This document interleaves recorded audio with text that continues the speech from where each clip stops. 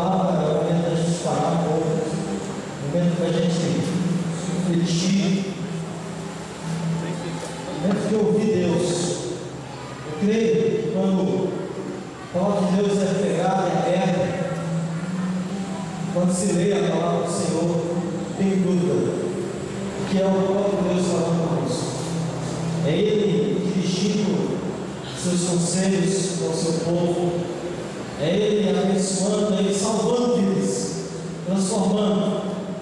E agora a autoridade da palavra, a autoridade do Evangelho, está diante de nós, está posto diante de nós. É hora agora do machado, é hora de cortar a raiz.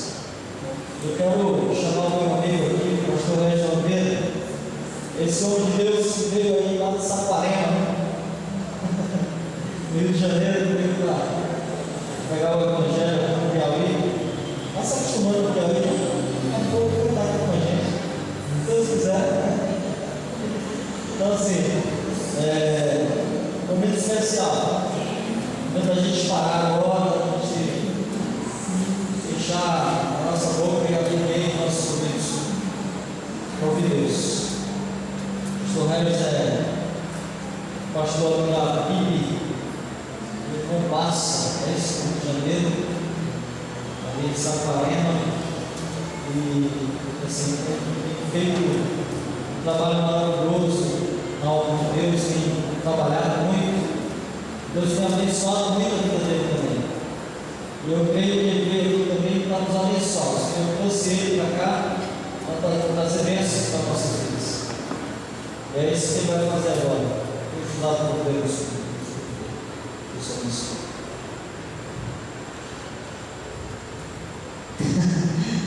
Pedi o pastor para cantar uma música cultural, trazer lá do Rio, uma música que eu assim, tem a música popular, né?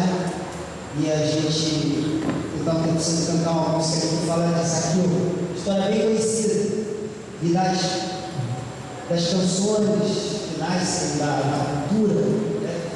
A gente tem que fala sobre a vida do povo, nada mais justo que alguns pensadores diziam que Jesus era como se ele fosse um repentíssimo. A mensagem dele era cheia de poesia, mas também, como disse o pastor, cheia de machado também, um machado importante. Mas assim é também a palavra de Deus. Eu queria ver se eu conseguia cantar a música no violão e tivesse que deixar aqui, eu pedi o rapaz para acompanhar na bateria lá.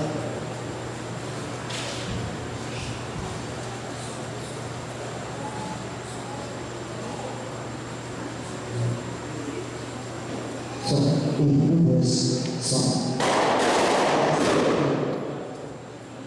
Aí eu pedi um pedestal para conseguir.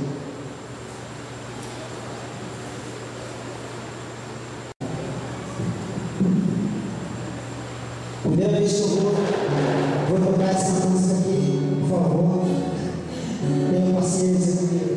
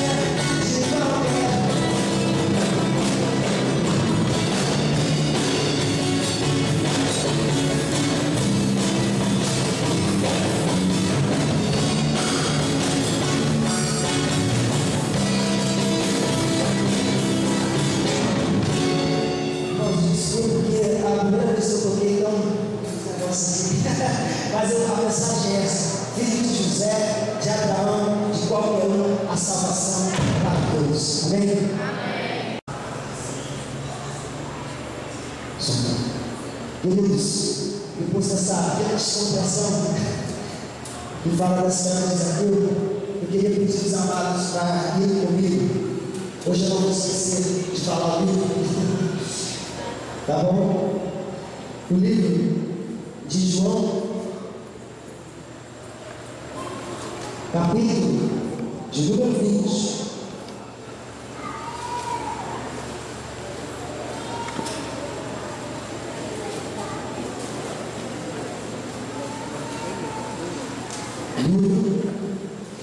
Evangelho de João, capítulo de número 20.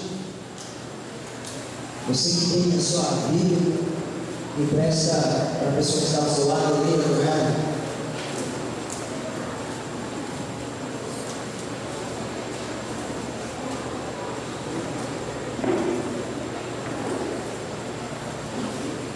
João, capítulo de número 19. Capítulo de número 20, versículo 19.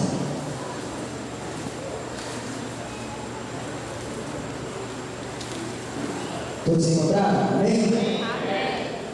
Diz assim o texto, versículo 19. Quando chegou a tarde daquele dia, o primeiro dia da semana, estando os discípulos reunidos com as portas trancadas por dentro dos judeus, Jesus chegou, colocou-se no meio deles e disse: Pai seja convosco.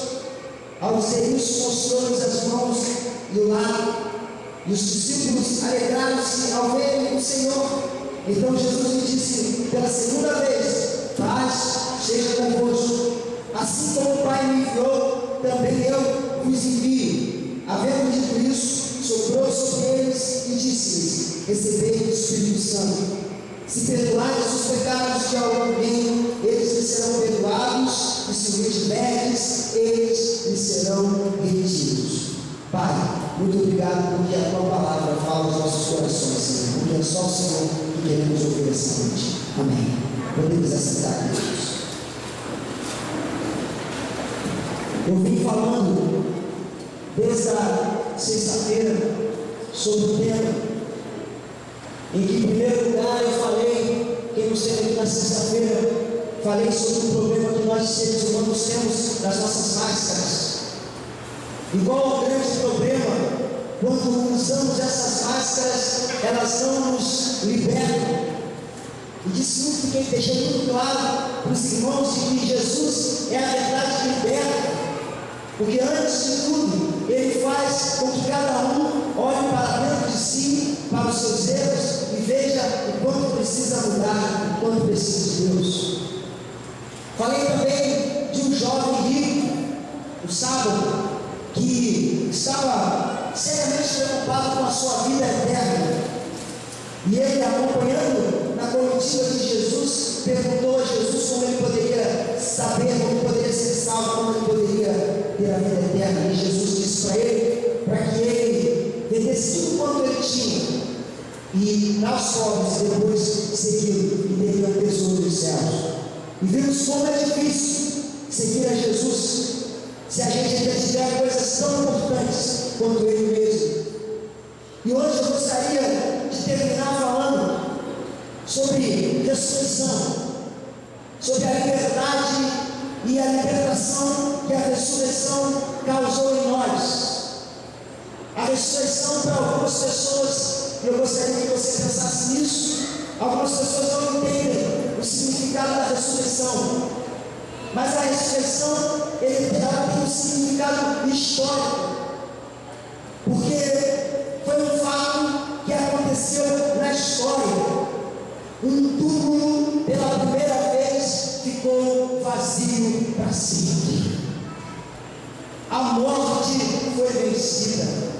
Paulo pode cantar um cântico de deboche sobre a morte, e disse: onde está, ó morte, os seus aguilhões? Para quem conhece um aguilhão, no barco existem, antigamente existiam aquelas velas, até hoje existem barcos a vela, aonde se prende a vela do navio.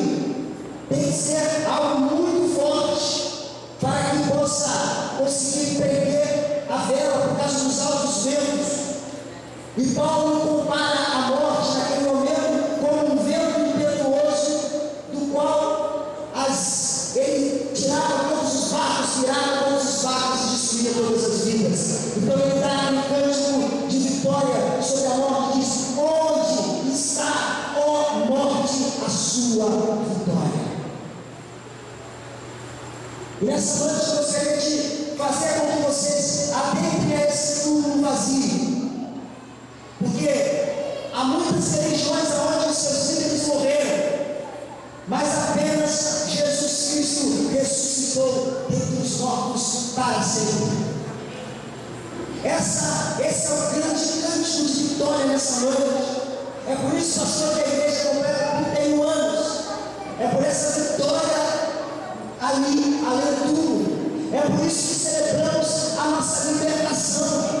Porque apesar de ainda estarmos vivendo neste mundo e podendo ser causados por morte, por tribulação, por angústia, como lemos no texto de Romanos, sobre também o cântico de vitória, quando Paulo diz aos romanos que nem a morte, nem a altura, nem a profundidade, nem principados, nem potestades, nada nos separa do amor de Deus que está em Cristo Jesus. Nossa vitória, libertação. E eu expliquei para os irmãos que essa libertação acontece de forma no passado, no presente e no futuro. Fomos, estamos e seremos livres em Cristo Jesus. E aqui estão os discípulos. Se existe o grupo mais atabalhoado, o grupo mais complicado, são esses discípulos de Jesus. Nem parece com a gente. Somos exatamente assim. Entre nós, há pessoas que têm medo. E esses discípulos estavam numa casa, diz o texto, com as portas trancadas. Veja no versículo 19, um pequeno detalhe que passa despercebido de muitos de nós. Diz que os discípulos estavam a portas trancadas, não fechadas, trancadas. Por quê? Porque se mataram Jesus, com certeza matarão os discípulos também. Eles estavam amedrontados e a porta estava fechada, não apenas fechada, mas trancada. Diz o texto, preste atenção nos detalhes riquíssimos de João. João explica muito bem, ele diz: a casa estava fechada e trancada. Por quê? Por medo dos judeus. Olha que coisa interessante, eles estavam dentro de uma casa, estavam com medo de quê?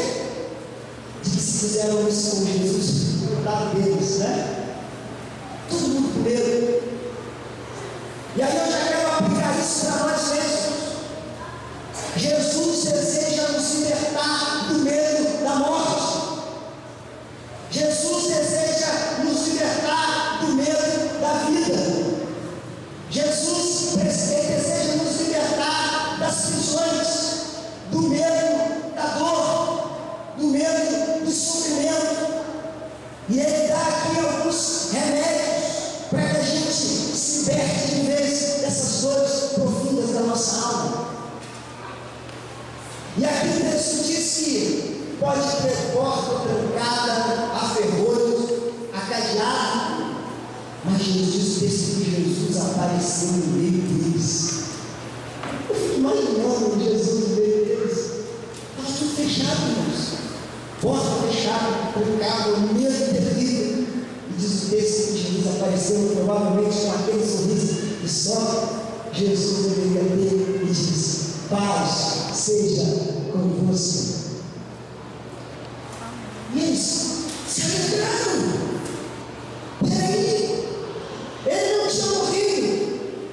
Até que as mulheres tinham realmente falado, tinham tido a coragem de dizer que ele não estava no túmulo. Alguma coisa tinha acontecido, que Maria tinha visto alguém parecido com Jesus, mas de repente ela percebeu que era o próprio Jesus. Era o mestre, era o rabi dela.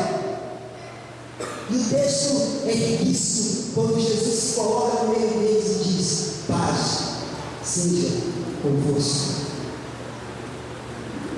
Isso significa na nossa vida cotidiana de que Jesus deseja entrar nas nossas portas fechadas e trancadas à chave. Jesus deseja entrar pelos, não adianta, meu irmão, e Ele entrará, não importa o tamanho do medo que a gente esteja vivendo.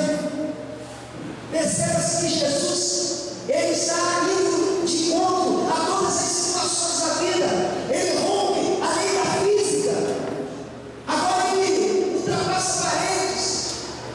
Ele ultrapassa e chega no meio deles e diz: paz seja com vocês. Isso é porque eles estavam em paz, porque diz que eles estavam com medo, não é isso? E medo tira a nossa paz. E quantos de nós aqui estão vivendo medos terríveis da vida? Estão vivendo por situações de tribulação, que se a gente parasse para conversar, eu e você saímos daqui chorando, porque o Senhor sabe, você sabe das suas tristezas e dos seus medos, mas paz seja convosco. Paz seja com você. E essa paz aqui não é essa paz falsa. Por exemplo, quando você chega no aeroporto Santos Dumont, lá no Rio de Janeiro, existe um memorial da paz. E lá tem escrito paz em várias línguas, um pouquinho de terra de vários países do mundo. E em cada língua é escrito paz. Mas não é dessa paz que eu quero dizer. Não é uma paz de ausência de guerra, mas é uma paz na guerra. É uma paz quando tudo está contra.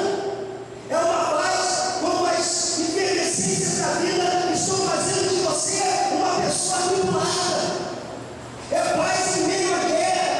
É paz em meio ao conflito. É libertação do medo da morte. Libertação do medo da tribulação. A ponto do apóstolo Paulo dizer a loucura e diz: eu me alegro nas tribulações, porque a tribulação produz peso de glória. São essas causas que Deus faz em nós. Ser cristão não significa ausência de guerra, pelo contrário, ser cristão é mesmo em meio à guerra, a gente encontra a paz eterna. E é exatamente isso que está acontecendo com esses homens. Imagina, eles viram Jesus ressuscitar os mortos, eles viram Jesus fazendo milagres, e agora viram Jesus ser preso como um cordeiro mudo, um camarada que sempre estava falando, sempre estava questionando, agora está preso, mudo, e agora além de preso, foi crucificado, e acharam ainda que ele poderia sair da cruz, mas não, ele foi até a última consequência. Me lembro de uma história, não sei se você já ouviu, de um dos pintores que foram convidados para pintar sobre a paz. E aí disseram: vocês vão pintar sobre a paz. E quando eles foram pintar sobre a paz, disseram: cada um pintou, eu não sei como é que eu consigo pintar isso, mas ele pintou, sabe? Como se fosse uma pequena brisa soprando, e uma folha caindo na água, a leveza de todas as coisas, aquela paz. Um pintou um monte, sem nada, sabe, sem nenhum vento, tudo, aquela paz. Um outro pintou uma tremenda tempestade, e um monte que você percebia que os ventos dobravam as palmeiras e as árvores, e um monte muito alto. Naquele monte ele pintou uma caverninha, uma brecha na rocha, e naquela brecha na rocha ele pintou ali dentro um pássaro, uma águia.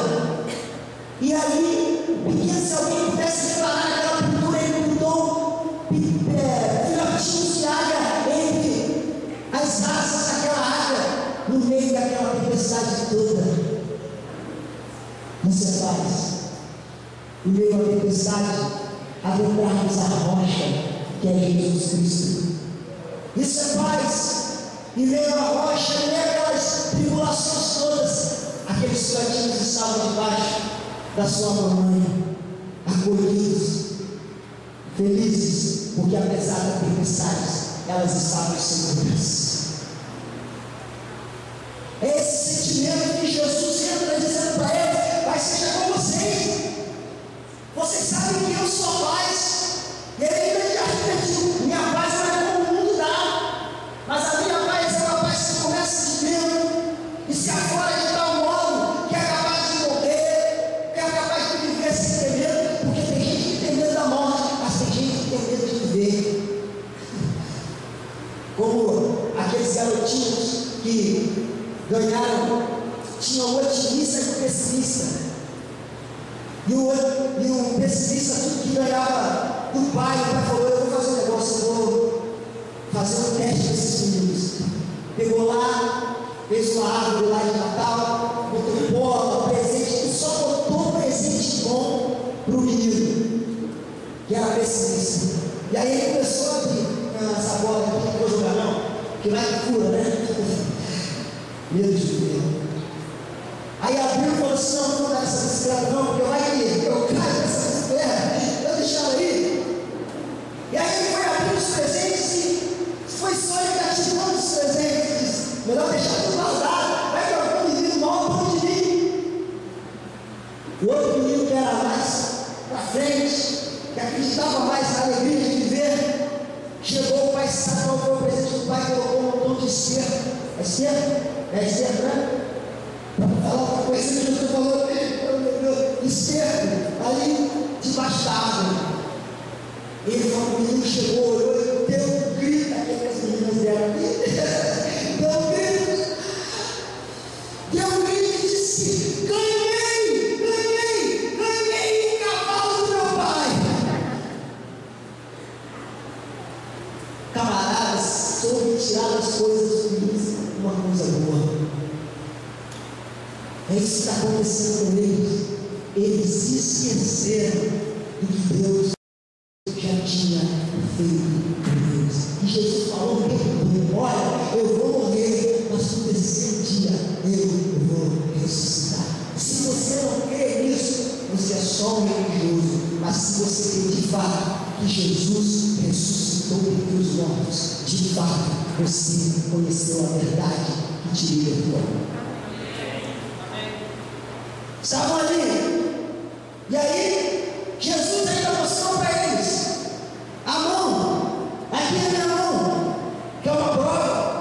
Olha o meu lado vazado, esse lado aqui vazado. Mostrou, e os discípulos se alegraram. É gente que só se alegra quando vê as coisas boas, mas bom é o que Abacuque diz: ainda que tudo me falte, que a oliveira minta, que as raquinhas do curral não deem o seu leite, que tudo minta, que as situações estejam degradadas para mim, mesmo assim eu me alegrarei no Deus da minha salvação.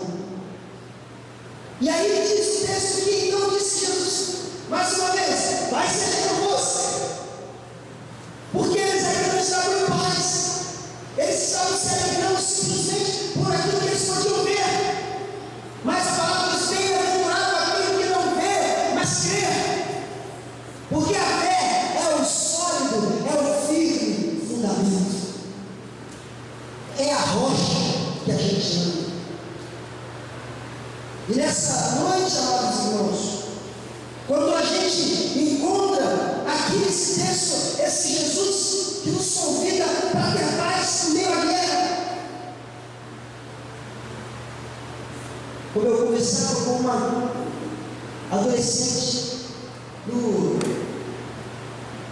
na sua janela, pronto para pular, e eu disse para ela: por que você vai fazer isso? Sua paz não vai continuar, a sua paz não vai acabar depois disso, você só vai arrumar uma complicação na sua vida. E Deus está conversando com pessoas que já pensaram em tirar a sua própria vida.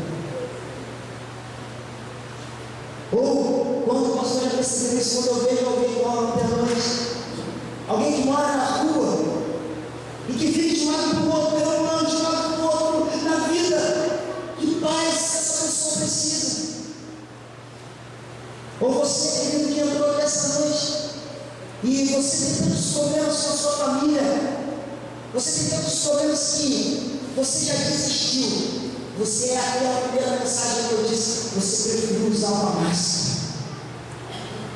Ou você que entrou aqui hoje e disse, não há mais solução para a minha vida, eu estou perdido, trancado dentro de casa, colocou fechaduras, colocou cadeado até na janela, colocou cadeado na janela do seu coração, e você está vivendo uma vida aprisionada dentro de você mesmo. Mas eis que hoje surge Jesus na tua escuridão e diz para você: paz seja com você, paz seja com você nos seus conflitos, paz seja com você nos seus conflitos familiares, paz seja com você nos seus problemas psicológicos. Você não consegue dormir, paz seja com você. Conhecereis a verdade, e essa verdade vai libertar você. E você talvez pergunte, pastor, por que eu sou assim? É porque a nossa tendência humana, diz o texto que a nossa tendência, a nossa carne, atina a fazer as coisas que nos afastam de Deus. E aí Jesus continua com eles e diz uma frase das que eu mais gosto, assim de falar de missões. Assim como para você, na sua Bíblia, na sua Bíblia, essa paz, essa segunda paz que Jesus dá para ele. Vocês percebem os detalhes da Bíblia? O que Jesus repetiu mais uma vez? Paz seja com vocês, que é difícil a gente ter paz. E aí ele diz: paz seja com você mais uma vez. Veja o versículo de número 21. Eu queria que vocês lessem o versículo 21, por favor, todos no início, todos juntos, por favor.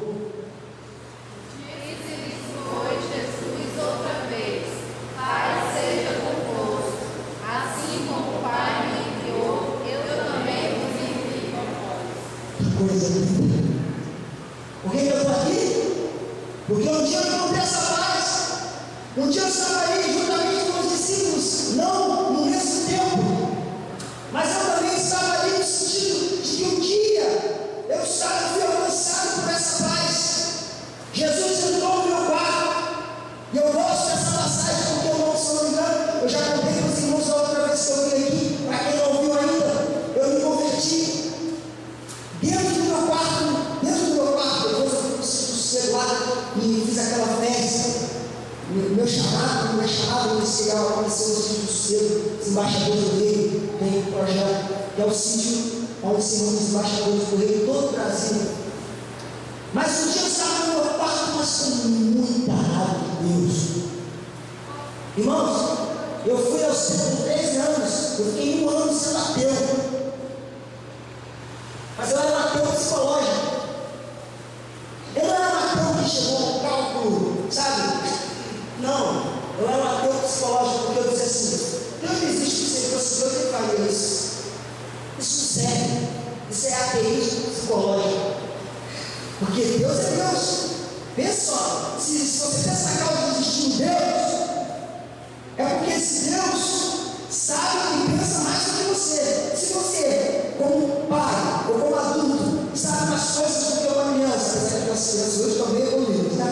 Mas sabe mais coisas do que a criança, tem mais maturidade do que uma criança, quanto mais Deus que é eterno. Ele vai ser como eu e você, assim, né? A mente dele será eterna. Ele terá pensamentos maiores do que os nossos pensamentos. Então eu estava muito entristecido com Deus. Eu andava na rua, alguém devia pensar que esse camarada é louco. Porque eu andava no meu processo de conversão. Eu fui criado na igreja, filho de pais diáconos, da mãe diaconisa, meu pai diácono. Indo para a igreja quase todo dia.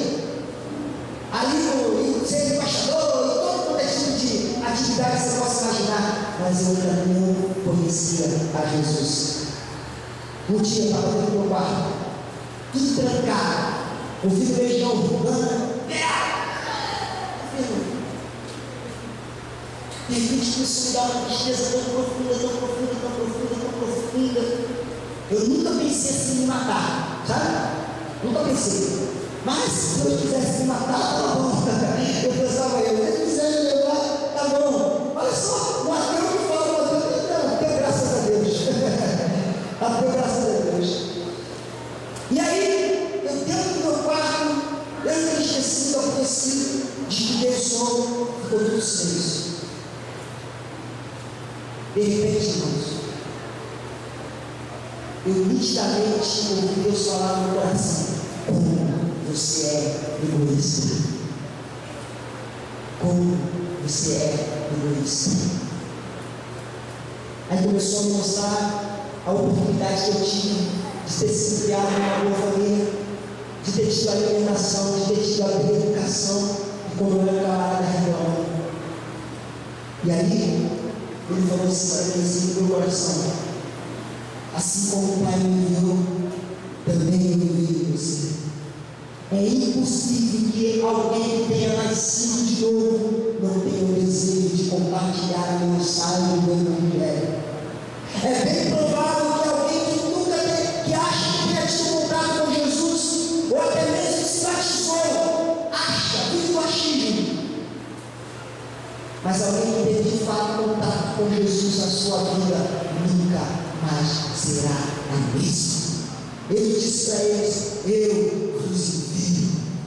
Assim como o Pai me enviou, eu envio a vocês. Uma das características de alguém que conhece a verdade e liberta é alguém que vai. É alguém que não está preocupado, como diz lá um ditado de Manaus, lá no Amazonas. Eu ouvi um camarada dizer: não quero saber quem morreu, eu quero chorar. Já ouviu?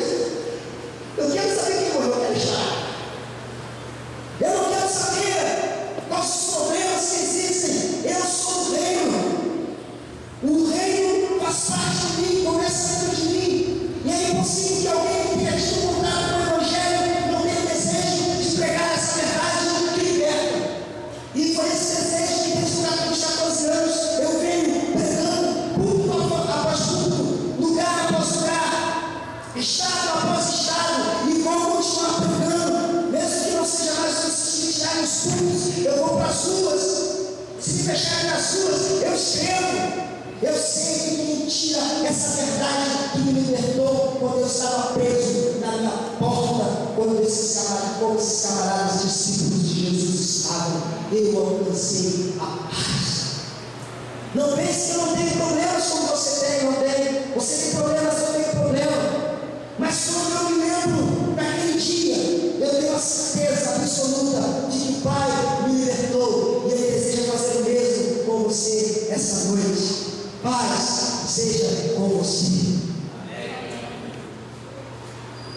E diz o texto que Ele soprou o Espírito. Soprou o Espírito sobre eles. Porque é impossível fazer lições se não for embutido com o Espírito da verdade. É impossível estar aqui pregando se o Espírito não nos levar. Tem gente que diz assim: mas gente, eu tenho o Espírito de Deus, eu sou servo do Senhor, eu oro todo dia, eu prego. Mas como é que eu posso viver só em informação? Lembre-se que a palavra de Deus diz que quando Jesus começou o ministério, sabe quem levou ele para o deserto? O Espírito. O Espírito levou Jesus para o deserto para ser provado, para ser tentado. Eu quero dizer para você que isso não significa que você não terá problemas. Não, você terá problemas, mas você terá a paz de Deus na sua vida. E no versículo 23 ele termina dizendo: se perdoarmos os pecados de alguém, eles serão perdoados. Se o retiveres, eles lhes serão retidos. Essa aqui é a missão da igreja, que prega a mensagem de perdão, que diz para você hoje: você está perdoado. Você não precisa fazer nenhuma campanha para que você seja perdoado. Você está perdoado hoje para sempre, em nome de Jesus. Creia nisso. Você não precisa dar 5 livros para ser liberto. Não precisa cantar 7 canções para ser liberto. Hoje, se conhecer vai libertar você. Creia nisso. Creia nessa verdade. A igreja está aqui hoje para anunciar essa verdade que liberta. Queria pedir o irmão para balbuciar ali no teclado para mim.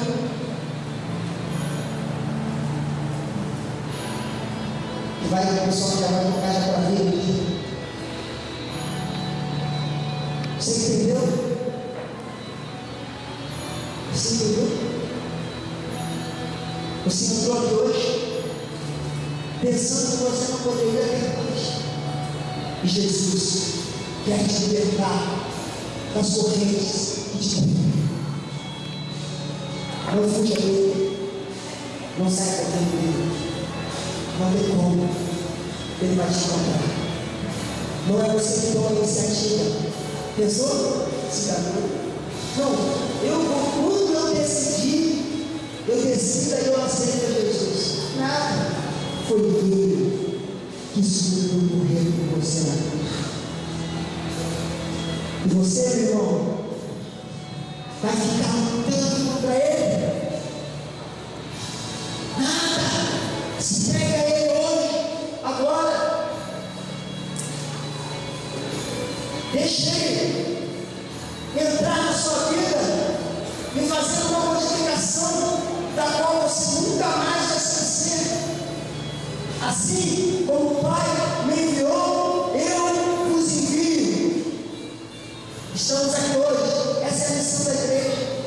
E quantos entraram aqui hoje estão amedrontados com a vida, amedrontados com a morte. Mas Jesus ressuscitou entre os mortos para que a igreja pregasse a vida, a verdade e a eterna. Você vai ouvir uma canção. E nesse momento quero que você pense naquilo que Deus pode fazer por você. E aqueles que já são os envolvidos naquilo que você pode fazer por Deus.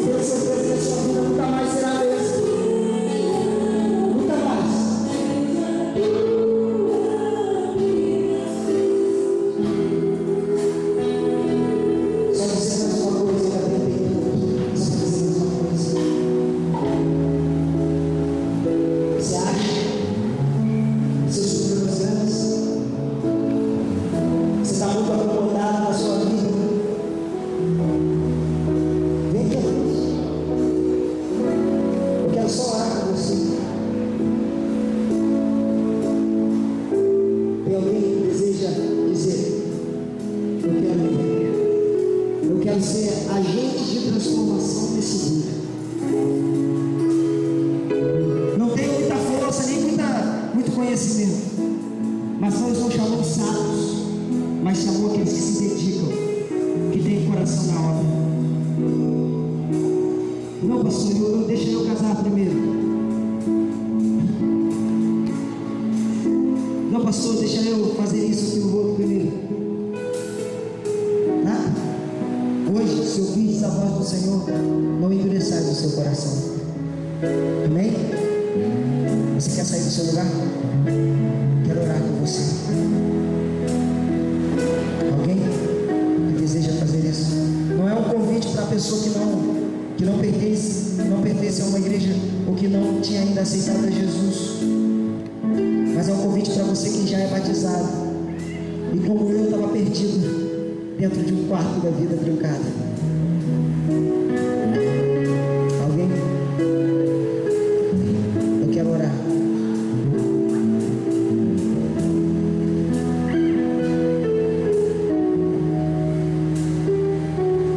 Evaldo está aqui à frente e ele disse para mim que é a primeira vez que ele está tomando essa decisão por Jesus. Amém, Deus? Deus seja louvado por isso. A festa dos céus, quando uma pessoa se converte a Jesus, seja na igreja ou na calçada, Jesus é a vida. Deixa eu dar um abraço de volta.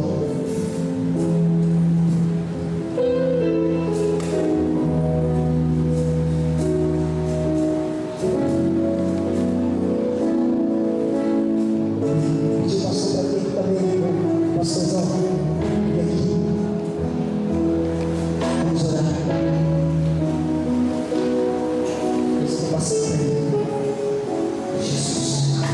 Senhor Jesus, Evaldo está aqui, Senhor, tomando essa decisão por Ti. Nosso irmão aqui também está se dedicando a Ti, Pai. Que o Senhor o abençoe, Senhor, e o Senhor guarde. Que ele possa ser um vaso de bênção nas Suas mãos, Senhor. Que essa igreja possa acolhê-lo, Senhor, com braços de amor. Que ela possa sentir aconchego do Teu Espírito, Senhor. E tenha certeza que ele terá um pastor, o pastor Isvan, que o amará profundamente, Senhor, e será cuidado, Senhor. Essa é a certeza que temos, Pai. Que o Senhor abençoe a cada irmão desta igreja, Senhor. A esse pastor que é tão amável, Senhor, e toda a sua família, Senhor, que me recebeu aqui com tanto amor e com tanto carinho. E essa amada igreja, Senhor, eu agradeço pela vida e a existência dessa igreja, Senhor. Eu sei que o Senhor há de fazer grandes coisas no meio deste povo, em nome de Jesus. Amém.